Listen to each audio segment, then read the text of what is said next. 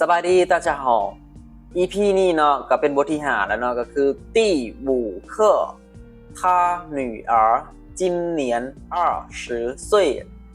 ปีนี้ลูกสาวของเราอายุ20ปีโอเคเนาะก่อนจะไปรับชมคลิปวิดีโอนี้เนาะจะได้ก็ฝากกดไลค์กดแชร์กด Subscribe เพื่อเป็นกำลังใจให้แอดมินเด้อ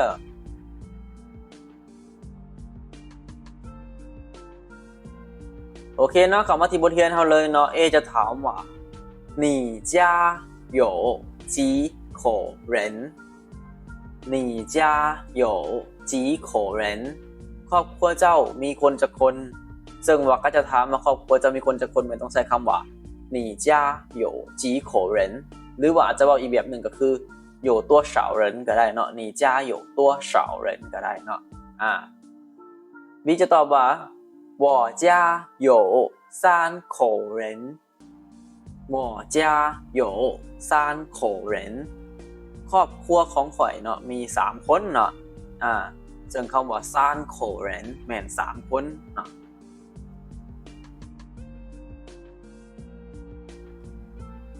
你女儿今年几岁了你女儿今年几岁了ปีนี้ลูกสาวเจ้าอายุจักปีแล้วซึ่งคำว่าหนุ่ยแปลว่าลูกสาวเนาะแต่เวลาที่เขาถามเล็กน้อยเนาะว่าอายุเท่าไหร่เนาะเขาต้องใช้คำว่าจีซุยละเนาะคือจักปีแล้วเนาะอันนี้แม่ใช้สำหรับถามเล็กน้อยเนาะต่อมาบีจะตอบว่า他今年4岁了他今年4岁了ปีนี้ลาวอายุ4ปีแล้วเนาะซึ่งว่าลาวตอนที่นี่มันก็เป็นลาวผู้หญิงเนาะก็คือลูกสาวของลาวเนาะซึ่งว่าเป็นผู้หญิงเนาะฉะนั้นวิธีการตอบก็คือ他今年4岁了เนาะปีนี้ลาวอายุ4ปีเนาะ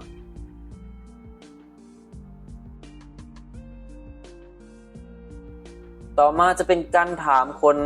ทั่วไปเนาะถามผู้ใหญ่เนาะหรือว่าวัยกลางคนเป็นคำถามทั่วไปที่เขาต้องใส่เวลาเขาถามว่าอายุเท่าไหร่เนาะจะว่า你今年多大了你今年多大了ปีนี้เจ้าอายุจักปีแล้วเนาะซึ่งว่าการถามคนทั่วไปมันต้องถามว่า你多大了เจ้าจักปีแล้วเนาะซึ่งวันนี้มันเติมคำว่าจิ้นเนียนเข้าไปเนาะเพื่อเน้นว่าปีนี้เจ้าอายุจักปีแล้วเนาะ你今年多大了ต่อมาบีจะตอบว่า我今年30岁了我今年30岁了ปีนี้ข่อยอายุ30ปีแล้วเนาะซึ่งว่าคำว่า30แม่น30เนาะซุยแม่นปีเนาะเวลาที่เขาใส่ตอบเป็นอายุเนาะว่าจากปีเราใส่คำว่าซุยเนาะซึ่งว่าเขาจะบ่ใส่คำว่าเนียนเนาะ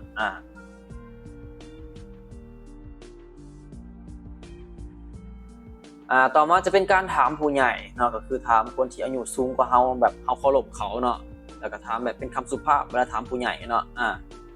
จะถามว่า你爸爸多大年纪了你爸爸多大年纪了นะพ่อของเจ้าอายุจักปีแล้วเนาะซึ่งคำว่า你爸爸แม่นพ่อของเจ้าตัวต้าแม่นจักปีเนาะแต่ตื่มคำว่าเนียนจี้เข้าไปเนาะเพื่อเน้นว่าก็เป็นปีคือกันเนาะแต่ว่ามันเน้นมันเป็นคำสุภาพเนาะ你爸爸多大年纪了พ่อเจ้าอายุจักปีแล้วเนาะซึ่งว่าต้องใส่ถามเป็นคำสุภาพถามผู้ใหญ่เนาะตัวนี้เนาะซึ่งบอบบี้จะตอบว่า我爸爸50岁了我爸爸50岁了พ่อของข่อยอายุ50ปีแล้วส่วนคำว่า50แม่น50เนาะ50岁了50ปีแล้วเนาะ他是我的老师他今年30岁了他是我的老师他今年30岁了ลาวแม่นอาจารย์ของข่อยปีนี้ลาวอายุ30ปีแล้ว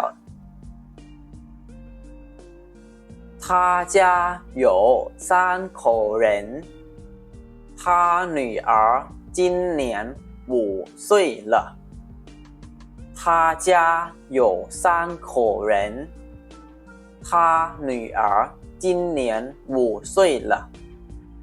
ซึ่งว่าครอบครัวเรามี3คนเนาะปีนี้ลูกสาวเราอายุ5ปีแล้วนะนี่เป็นบทเรียนที่เฮาเรียนผ่านมาเนาะและไอ้มินเอามาทวนคืนเนาะโดยการอาจจะแต่งประโยคที่มีความแตกต่างกันออกไปเล็กน้อยเนาะ